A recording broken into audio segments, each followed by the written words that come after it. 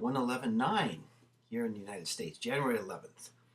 I watched CNN today, and fortunately I don't turn on TV all the time in the middle of a Sunday, but I did, and I came across an incredible special called IOUSA, and I watched the whole thing with commentary, and I recommend that everybody that's watching this video watch it because it simplifies a lot of concepts and does a good job of presenting them from some very powerful sources, and this does have international ramifications. So it does a good job, I think, of explaining things.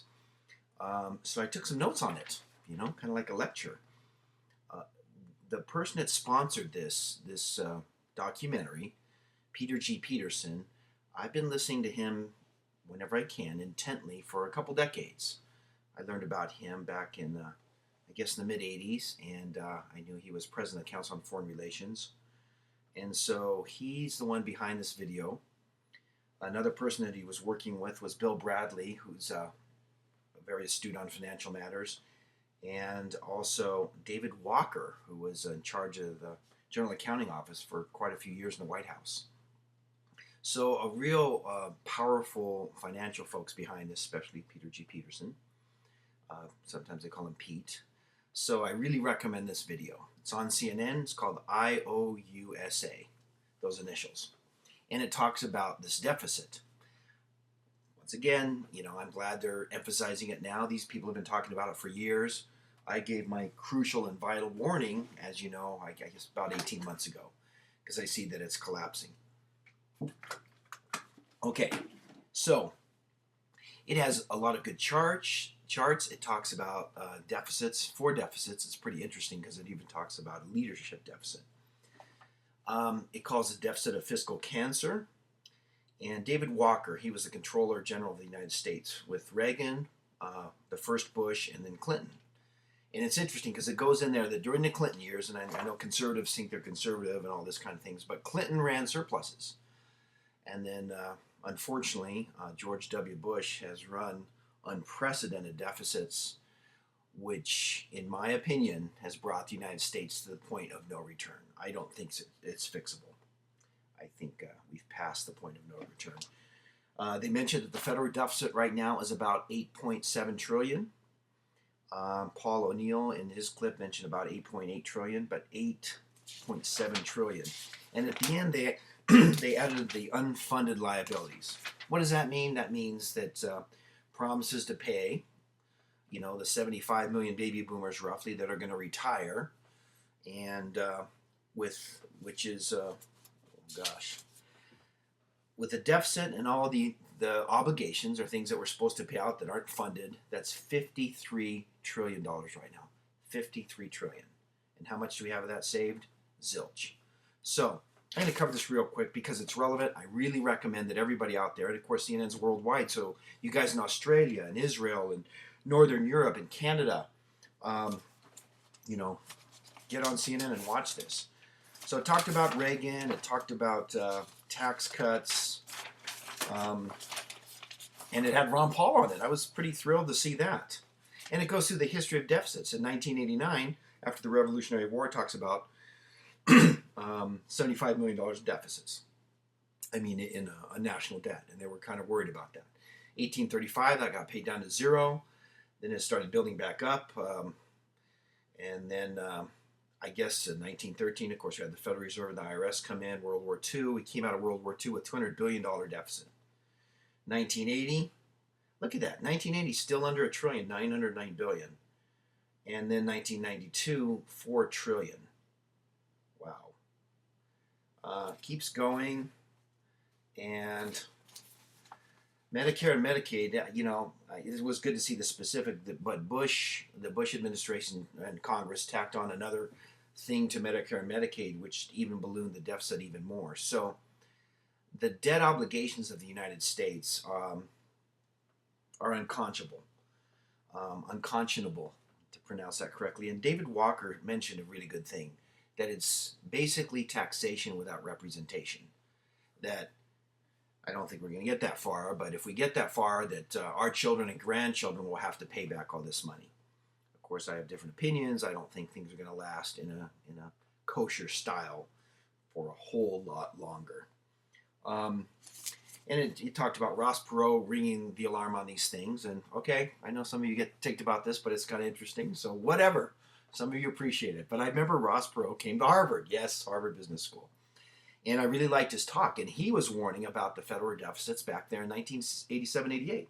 So I went down, I think it's called Burden Hall. I went down the bottom and he was really nice. I talked to Ross Perot a little bit and learned some, a lot of interesting things from the speech. And then personally, I talked to him and I said, what do you think about the deficit?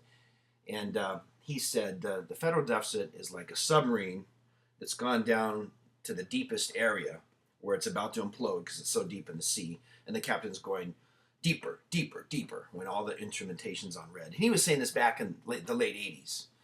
Okay, well, at this point in time, the bottom line from my perspective, is that the implosion has already happened. And this throwing trillions at it is just going to exacerbate the situation and make it worse. We're fooling ourselves to think that the United States is not going to go into depression. They're still not mentioning the D word that much on TV at all. But Christine Romans said an interesting thing. I thought it was pretty. She goes, "Is this going to be like Rome? Are we going to be like the Roman Empire?" And I was like, "Christine, yes, we are. We're going to be like the Roman Empire. It's over. The party's over. We can't fix it fast enough, and there's not the political will to do it. The people believe in entitlement programs. The Constitution provides for obviously a defense to defend our country, not to take over the whole world, and not even to defend the whole world. Maybe the Monroe Doctrine defend our continent, like I've said in previous videos. But when you take money from people that are working and give it to other people because you think they need a TV set or they need a car, or if they're unemployed or whatever, if you keep transferring money from people that are working to people that aren't working, and this other thing, transferring money from our children to people right now so that they can have whatever they're getting from Washington government, it's immoral, it's wrong. And so I really think that everybody should watch this IOUSA on CNN. You should watch it. It's just a good basic education on the horrifying realities of what's happening to our financial system.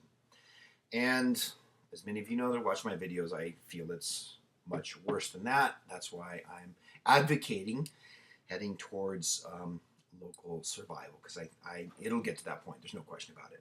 There's no way the United States will be like this in a decade. They talk about the dollar collapsing and the fact that I think between China and Japan, they have about $1 billion of U.S. U.S. debt. So if they said, you know what, we really don't trust the United States anymore, they just borrowed too much money and they decide to dump the dollar, then the dollar will collapse. And you're hearing these warnings from Peter Schiff and other people. And that's why I started making these videos, because it was very apparent to me about 2 years ago, and it's been apparent to me for years because it's built up. These other guys too, they see it coming, but it's gotten so high at this point in time that when the people that hold $1 trillion worth of foreign debt, of our debt, foreigners don't hold it, they're going to dump it, okay? And when they dump it, it's going to be like a rush to the exits. And frankly, I think that's going to happen in 2009.